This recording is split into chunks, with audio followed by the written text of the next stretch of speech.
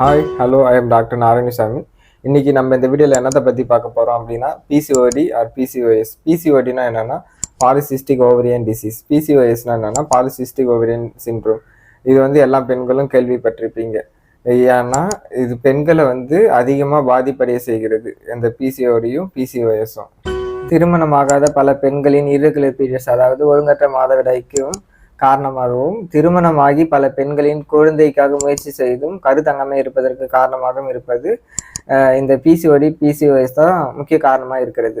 இந்த PCOD R PCOS இருந்துச்சு அப்படின்னா, இப்போ நார்மலான மென்சுரல் சைக்கிள் 28 டேஸ்க்கு ஒன்ஸ் 30 டேஸ்க்கு ஒன்ஸ் வந்துச்சு அப்படின்னா இது நார்மல் சைக்கிள்.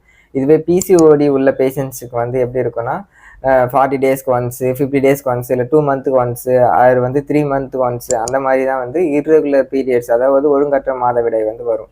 அப்போ இதற்கு முக்கிய காரணம் பிசிஓடி பிசிஓஎஸ்ஸாக இருக்கும். இது ஒருவருக்கும் ஒரு பேஷண்ட்டுக்கு மாதிரி மாறுபடும். அதாவது பிசிஓடி உள்ள பெண்களுக்கு என்னென்ன அறிகுறிகள், என்னென்ன சிம்டம்ஸ் இருக்கும் அப்படின்னா, ஃபஸ்ட்டு ஹேர்ஃபால், அதிகமாக ஹேர்ஃபால் ஆகிட்டே இருக்கும், அதாவது முடி உதிர்தல் இருக்கும். வெயிட் கெயின், அதாவது உடல் எடை அதிகரிப்பு. கழுத்தை சுற்றி கருமையாக இருக்கும். அன்வான்ட் ஃபேஷியல் ஹேர்ஸ் இருக்கும், அதாவது தேவையற்ற முடி வளர்ச்சி ஏற்படும். குறிப்பாக சொல்ல போனோம்னா முகத்தில் உடல் பகுதியில் நெஞ்சு பகுதியில் முடி வளர்ச்சி இருக்கும். And ஆக்சிலர் region and blackish discolouration இருக்கும். இதெல்லாம் பிசிஓடி உள்ள பெண்களுக்கு வர காமனான அறிகுறிகள். ஹார்மோனல் இம்பேலன்ஸ்னால இன்சுலின் ரெசிஸ்டன்ட் ஏற்பட்டு இதே போல் பெண்களுக்கு கருமையான நிறம் மாறும். இதை தடுக்க தான் மெட்ஃபார்மின் போன்ற மாத்திரைகளை கொடுக்குறோம். ப்ரெக்னென்சிக்கு ட்ரை பண்ணுற நாட்கள் தள்ளி போய்கிட்டே இருக்கலாம். இதனால் கர்ப்பமாக முடியாமல் இருக்கலாம். இதற்கு முக்கியமான காரணம் என்னென்னா ஹார்மோனல் இம்பேலன்ஸ். ஹார்மோனல் இம்பேலன்ஸ்னால ப்ரெக்னென்சி ஆகிறது டிலே ஆகிட்டே இருக்குது. இதற்கு முக்கியமான காரணம் என்ன அப்படின்னா, அதாவது ஆண்ட்ரோஜன் லெவல் இன்க்ரீஸ் அதிகமாக இருக்கிறது. ஆண்ட்ரோஜன் ஆண்களுக்கு தான் அதிகமாக இருக்கும், அது பெண்களுக்கு அதிகமாக இருக்கிறதுனால அந்த ஹார்மோன் இம்பேலன்ஸ்னால என்ன ஆகுதுன்னா கர்ப்பமாவது தடைபடுகிறது. இது எதனால் வருதுன்னா, அதாவது ஹார்மோனல் இம்பேலன்ஸ், அதாவது தைராய்டு, இன்சுலின் ரெசிஸ்டன்ட் போன்ற இது மாதிரியான பிரச்சனைகள் இருந்தால், ஒழுங்கற்ற வாழ்க்கை முறை, அதாவது ஸ்ட்ரெஸ்ஸு, ஆன்சைட்டி இருந்துச்சுன்னா ஹார்மோனல் இம்பேலன்ஸ் ஆகி ஆண்ட்ரோஜன் லெவல், அதாவது மேல் ஹார்மோன் அதிகமாகிறது. இதை எப்படி கண்டுபிடிக்கலாம்னா, பெண்களுக்கு ஒழுங்கற்ற மாதவிடாய் மற்றும் கருத்தங்குவதில் பிரச்சனை இருக்கும்போது பெண்கள் தானாக சென்று பரிசோதிக்கும் போது தான் அவங்களுக்கு பிரச்சனை இருக்கிறது என்பதை தெரிஞ்சுக்கிறாங்க.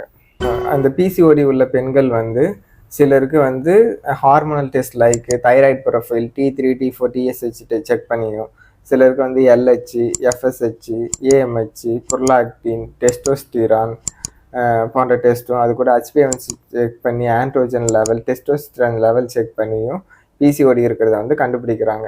அல்ட்ராசவுண்ட் ஸ்கேன், அதாவது ultrasound UHG abdomen and பெல்வி scan எடுத்து அதில் பிசிஓடி ஆர் பிசிஓஎஸ் இருக்கிறத டயக்னோஸ் பண்ணுறாங்க. இதை எப்படி நேச்சுரலாக கம்மி பண்ணலாம் அப்படின்னா, ப்ராப்பரான டயட் அண்ட் எக்ஸசைஸ் பண்ணணும். அது கூட முக்கியமாக ஸ்ட்ரெஸ்ஸை கம்மி பண்ணிக்கோங்க. அதாவது பிசிஓடின் டயட்டுன்னு பார்த்தோம் அப்படின்னா, என்னென்னலாம் அதிகமாக தவிர்க்க வேண்டிய உணவு என்னென்ன அப்படின்னா, ஃபஸ்ட்டு பார்த்தோன்னா அதிகமாக ஒயிட் ரைஸ் எடுக்கிறத கம்மி பண்ணணும். சுகர் ஃபுட்டு எடுக்கிறது கம்மி பண்ணணும். ஹோட்டல் ஃபுட்ஸ் எடுக்கிறது கம்மி பண்ணணும். ஃபாஸ்ட் ஃபுட்ஸை கம்மி பண்ணணும். ஃப்ரைடு ஃபுட்ஸை கம்மி பண்ணிக்கணும். ப்ராசஸ்டு ஃபுட்டை கம்மி பண்ணணும். பேக்டு ஃபுட்டை கம்மி பண்ணணும். இதெல்லாம் முக்கியமாக அவாய்ட் பண்ண வேண்டிய உணவுகள்.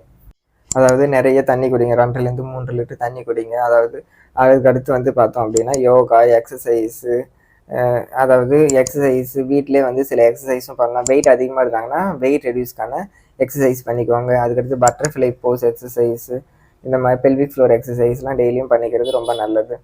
அது மட்டும் இல்லாத இதேமாரி, அதாவது டிவி, ஃபோனு அதெல்லாம் அதிகமாக யூஸ் பண்ணுறீங்க, தூங்கும்போது யூஸ் பண்ணுறீங்கன்னா ஸ்லீப் டிஸ்டர்ப் ஆகும். அது மோஸ்ட்டாக 10 மணிக்கெலாம் தூங்க ட்ரை பண்ணுங்கள்.